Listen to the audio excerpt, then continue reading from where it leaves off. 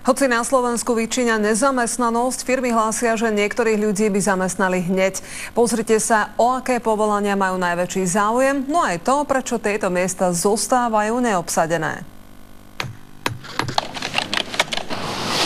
Nie je práca ako práca. Veľký prieskum v slovenských firmách ukázal typy tých najžiadanejších povolaní. Kto je odborníkom v aspoň jednom z nich, prácu si nájde. Sme krajina, ktorá je najviac zameraná na spracovateľský priemysel, na výrobu. Najviac žiadanými a najťažšie obsaditeľnými pozíciami sú remeselníci. Hneď po nich je najväčší záujem o inžinierov, účtovníkov, kuchárov a učiteľov. Všetci najlepší už sú momentálne zamestnaní u tých najväčších producentov a školy, stredné odborné učilištia už ich neprodukujú v celoslovenskom priemere také množstvo, ako to bolo v minulosti. Domnievame sa, že školstvo je dnes veľkým generátorom nezamestnanosti. Najviac práce je vo fabrikách. Sú informácie zo sektoru strojárenstva. Zamestnávateľia niekedy nevedia nájsť ľudí kvôli nízkym platom. To je príklad učiteľov, ale aj kuchárov. Tí prví s diplomom zarobia viac, keď neučia. Tým druhým sa oplatí variť